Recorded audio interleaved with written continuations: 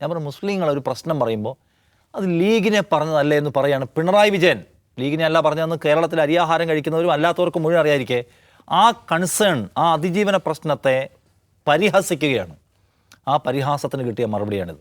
ആ പരിഹാസത്തിന് കിട്ടിയ മറുപടി മലബാറിലെയും അല്ലെങ്കിൽ ഇന്ത്യ കേരളത്തിലാകമാനുള്ള മുസ്ലിം മൈനോറിറ്റി മാത്രമല്ല, ക്രിസ്ത്യൻ മൈനോറിറ്റി, അവരെ ഏറ്റവും വലിയ അതിജീവന പ്രശ്നം ഇന്ത്യ നേരിടുന്നവരാണിന്ന്. അവർക്ക് കൊടുക്കുന്ന മറുപടിയാണ്. ആൻഡ് പ്ലസ് നമ്മുടെ പാർട്ടി എന്ന് പറഞ്ഞാൽ, നമ്മുടെ പാർട്ടി ഇന്ത്യയിൽ മോദി ഭരിക്കുമ്പോൾ ഉയർത്തിപ്പിടിക്കേണ്ട ഒരു ബദൽ രാഷ്ട്രീയമുണ്ട്. അത് ഉയർത്തിപ്പിടിക്കാതെ കുഞ്ഞു കളിക്കുകയാണ്. നമ്മൾ PMCയിൽ ഒപ്പിടില്ല എന്ന് പറഞ്ഞിട്ട് പോയി ഒപ്പിടുകയാണ്.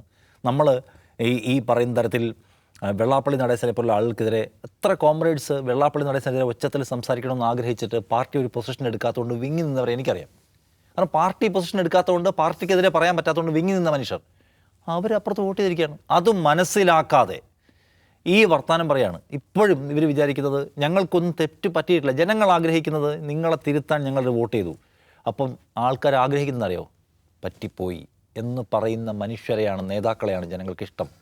ഞങ്ങൾക്കൊന്നും പറ്റിയിട്ടില്ല എന്ന് പറഞ്ഞാൽ അടി ഇനിയും കിട്ടിക്കൊണ്ടാണ് ഇരിക്കുക. നിങ്ങൾക്ക് തന്നാവുന്നത് വരെ അടിക്കും എന്ന് പറയില്ലേ, അതുപോലെ. അതുകൊണ്ട് ഞങ്ങൾക്ക് പറ്റിപ്പോയിട്ടുണ്ട്, ഞങ്ങൾ തിരുത്താം എന്ന് ഏറ്റവും വിനീത വിധേയഭാവത്തിൽ ജനങ്ങളോട് പറയലാണ് ഏറ്റവും വലിയ പരിഹാരമാർഗ്ഗം. ജനം ആഗ്രഹിക്കുന്നതാണ്. അവരെ നമുക്ക് സമയം, അവർ ചേഞ്ച് ചെയ്യുകയാണ്, അവരെ നമുക്കത് വാല്യൂ ചെയ്യണം തോന്നുകയാണ്. അല്ലാതെ നിങ്ങൾ ഏത് വലിയ സംസ്കൃത വാചകങ്ങൾ കൊണ്ടോ വിദ്വേഷ വാചകങ്ങൾ കൊണ്ടോ ഇതിനെ ഡീൽ ചെയ്യാൻ ശ്രമിച്ചാൽ നിങ്ങൾക്ക് പാളിപ്പോവും. രണ്ടാമത്തെ കാര്യം, നിങ്ങൾ ചേഞ്ച് എടുക്കേണ്ടതാണ്. ലോക്സഭാ തെരഞ്ഞെടുപ്പ് തോറ്റപ്പോഴും തദ്ദേശത്തിൽ തോറ്റപ്പോഴും നിങ്ങൾ ചേഞ്ച് ഞങ്ങളെടുക്കും, ഞങ്ങൾ തിരുത്തുമെന്ന് പറഞ്ഞു. ഒന്നും ചെയ്തില്ല. അത് ചെയ്യാതിരിക്കാനുള്ള ഒരു തടസ്സ കാരണം എന്ന് വെച്ചാൽ പിണറായി വിജയൻ്റെ ഒരു ഡോമിനേഷനായിരുന്നു. അതിനെ കൂടി മറികടക്കാൻ ഈ പാർട്ടിക്ക് കഴിയുമോ എന്ന് നമ്മൾ ഉറ്റുനോക്കുകയാണ്.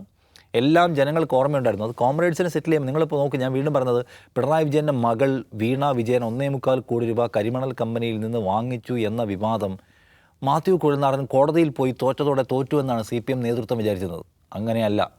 പാർട്ടി ഭരിക്കുമ്പോൾ മുഖ്യമന്ത്രിയുടെ മകൾ അധികാരത്തിൻ്റെ തണലിൽ 1.25 കോടി വാങ്ങിച്ചുവെന്ന് ഇൻ്ററിം സെറ്റിൽമെൻറ്റ് ബോർഡ് എഴുതി വെച്ചിരിക്കുന്നു.